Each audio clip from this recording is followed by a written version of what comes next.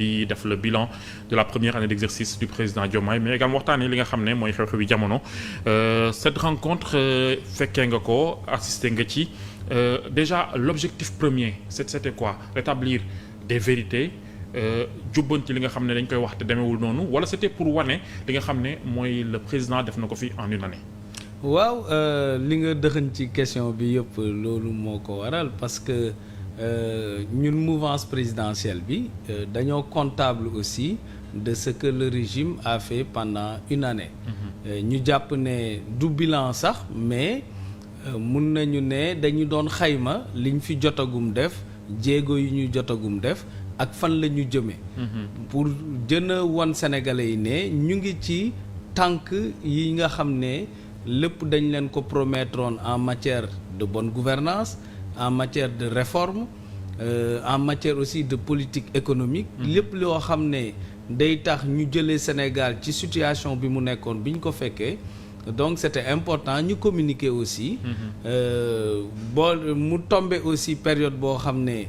bëri na ay coow ci mbiru reddition des comptes ñu jàpp ne bëri na ñoo xam ne ñi ngi ŋàññ ni régime bi di doxalee mbiru reddition des comptes te mu nekk loo xam ne dañ ko diggoon Sénégalais yi donc doon na baax ñu expliquer Sénégalais yi les tenants et les aboutissants parce que booy politique aussi ngay diggee avant élection et pendant élection boo demee ba jot ci pouvoir aussi baax na nga continuer garder cette communication avec les populations parce que boo communiqué wul keneen wax safaan ba mun na am kooku la mu wax la ñuy jàpp donc loolu moo jënoon waral jotaayu démb bi. D'accord, on va commencer par la situation économique wax nga ko fi ngeen fekk réew mi ak fi ngeen ko bëgg a yóbbu mais en une année bi ngeen ñëweeg léegi certains disent que rien n'a bougé jëm ci ñoom peut-être ne ngeen toog muy dox daf fiy jógee mais les citoyens vivent difficilement ce contexte économique nee nañ il est mondial mais également on vous a mis au pouvoir pour que ay soppite mën ci am même bu fekkee ne sax en une année mënuñu def lu jéggi dayoo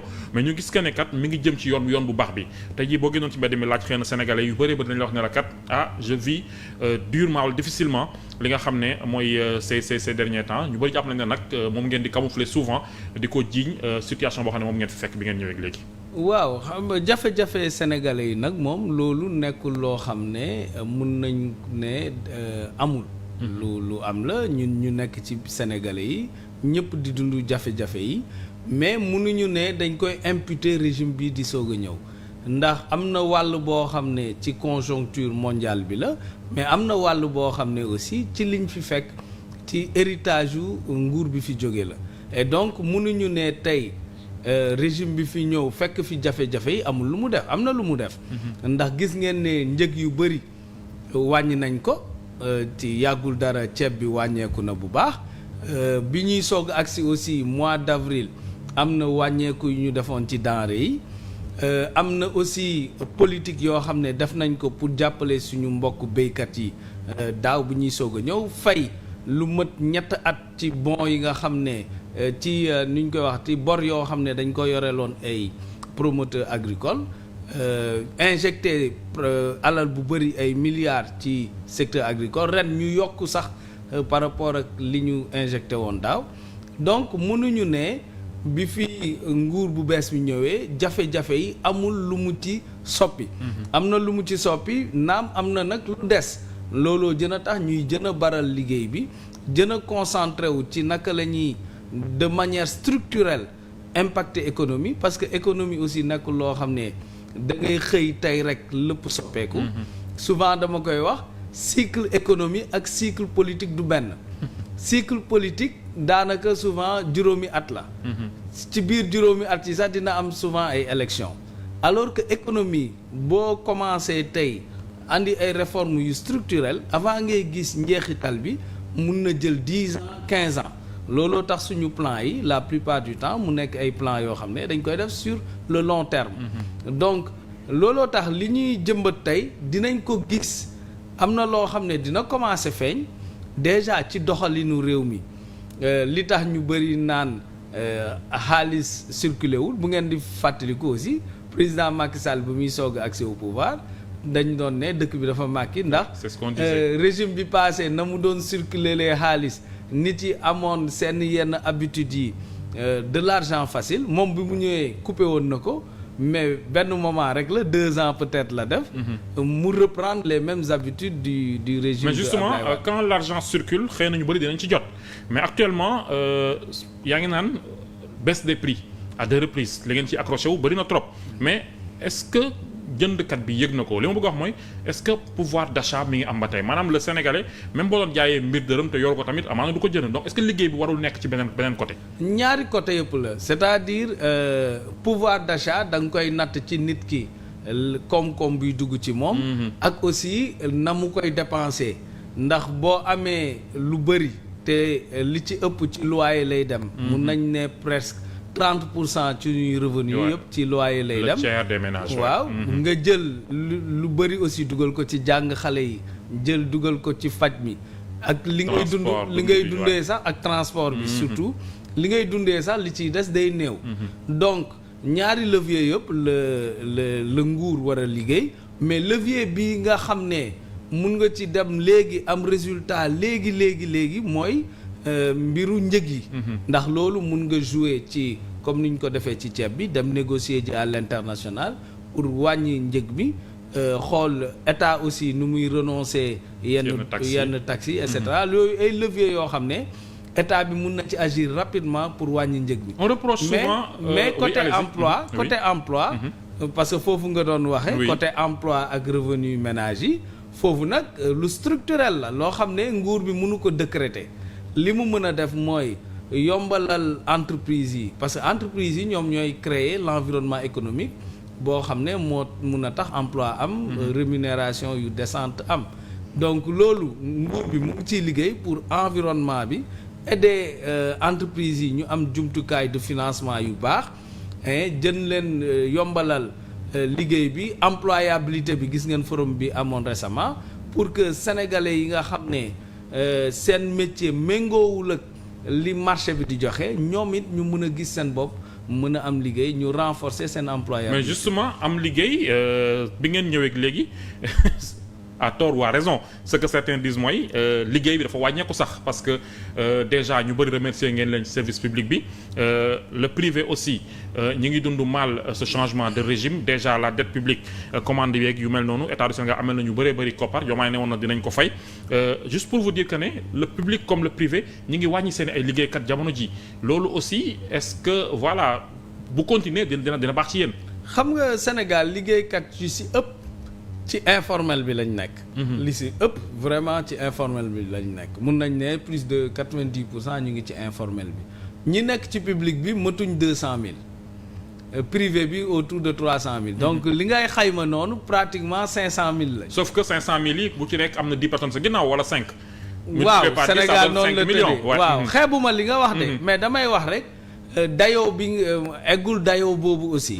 parce que public bi ña fay wàññeeku aussi. loolu mënuñu ne vraiment emploi la am na sax si yoo xam ne réellement emploi fictif la mooy toog muy dox. loolu mooy nit ki amul lu mu doon liggéey di ko andil entreprise bi mu nekk wala service bi mu nekk. privé bi état bi fay na bor yu bëri dette intérieure bi état bi def na effort yu bëri pour may privé ñu gën a nooyi gën a mun a dynamique. mais mënuñu wax ne tey baisse am na au niveau du privé. peut-être public bi la ñuy dégg un peu de coow parce que. le privé encore plus parce que entreprise yi nekk en difficulté bëri na. am na te ni ñu koy fajee mooy wàññi ñi nga xam ne ñoo fay liggéey. waaw mais loolu dépendrul souvent ci régime bi parce que loolu yàgg na am. dama bëgg a wax ne nekkul phénomène boo xam ne bi régime bi ñëwee la am conjoncture mondiale bi day def yenn saay yenn secteurs yi dañuy am ay jafe-jafe. comme bi ñuy soog a génn ci Covid bi. lu mel ni secteur tourisme amoon na ay jafe-jafe. mais souvent loolu conjoncture mondiale bi moo koy andi mais pas régime bi fi nekk moo fayul bor. mën na nekk aussi un certain nombre de décisions yu régime bi jël mooy impact ces entreprises privées. waaw loolu mun na nekk. mun na nekk mais régime bi li ko gën a soxal mooy naka lay préserver les emplois et yokku leen. foofu lañ leen di xaar mooy créer environnement. boo xam ne léegi nag xam nga Sénégal li dëngoon dafa bëri man dama ko doon misaal ne souvent Sénégal entreprise bi gën a métti mooy ne da nga koy jubanti. ñoom fi ñu bëgg a commencer mooy fi gën a métti ndax Sénégal li dëngoon dafa bëri léegi boo ñëwee yow nga ne da ngay assainir da nga bëgg a jubanti faw mu am ñoo xam ne pour ñu adapté wu dina métti si ñoom. te souvent nag mooy daal yenn entreprise yi. niñ doon jëfalanteeg état souvent nekkul yoon yu jub peut-être bëgguma duggagum ci aspect juridique yi. mais gis nañ fi. ministre bi ngeen invité mu ne un entrepreneur privé jéemoon na ko jox xaalis pour gagner ay contrat donc bu fekkoon ne privé bi foofu moom y a problème. waaw même s'il n'a pas reçu l'argent en tant que garde des Sceaux dénoncé wu loolu à l'époque loolu rek c'est un problème. waxul ne il n'a pas reçu l'argent. dafa ne dama ko delloo mooy jot nga ko. ba pare delloo ko. déjà loolu pour man aveu bu grave la. c'est vraiment terrible. parce que réew. bu nit sañee ku toll ni ministre de la justice garde des Sceaux nga xam ne mun na activer tout de suite le procureur nga am sañ-sañu ne da nga koy jéem a corrompre kooku peut-être am na lu mu xam moo tax il n'en a rien dit à l'époque léegi lañ koy soog a xam effectivement non seulement dénoncé wu ko mais traduirul la personne en justice xam nga nit ki bu la ñemee ba ne da lay jéem a corrompre c'est que am na quelque chose waaw moo tax man keroog j'étais très déçu bi ma ko déggee mu wax loolu ba pare ne dama delloo naa ko diplomatiquement mais kuy def corruption nekk en délit foofu amoo looy diplomatique et tey si suba lire nañu dans la presse ki ne moo ko def moom nee na joxe na benn version moom version mooy ministre bi 250 millions la ko laajte woon mu jox ko 50 millions léegi mu ne ko 200 millions yi des jox ma ko. donc loolu day wone lu tax may joxe misaal bi que le mal est profond parce que quand même lu toll ni ministre de la justice. loolu dans un autre pays scandale la doon. non c'est un gros scandale. mais xam nga dans un pays boo xam ne nee nañu le président de la république jël na Franck Timis jox ko lu ëpp ci suñu pétrole benn bloc boo xam ne dafa am doole. Franck Timis lëkkaloog rakam. ñëpp xam ne conflit d'intérêt am na. ñu ne loolu du scandale. ba pare dans ce même pays ñu gis mbir bu ñàkk solo benn xale jiiñ un leader politique. de viol. yokk ci sax ak menace de mort avec des armes xam nga souvent nit yi dañuy fàtte accusation yi nu mu grave nu mu tolloon. lu toll ni état. waroon jàpp ne rek xale bi li muy wax yu ñàkk fayda la jàll ci leneen mais état bi topp loolu ba loolu andil ñu crise 3 ans 2021 ba 2024 donc un pays comme ça bu ñu la nee un ministre de la justice jëm nañ ko corrompre yow da nga dootoo choqué man à l'époque avant le régime di ñëw sax dama doon ne dama perdre capacité d'indignation. parce que tellement da ngay koy banaliser en fait. waaw da ngay dem ba da nga koy banaliser waaw parce que tellement scandale yi c'était à répétition. et scandale yoo xam ne vraiment ci pays normal waru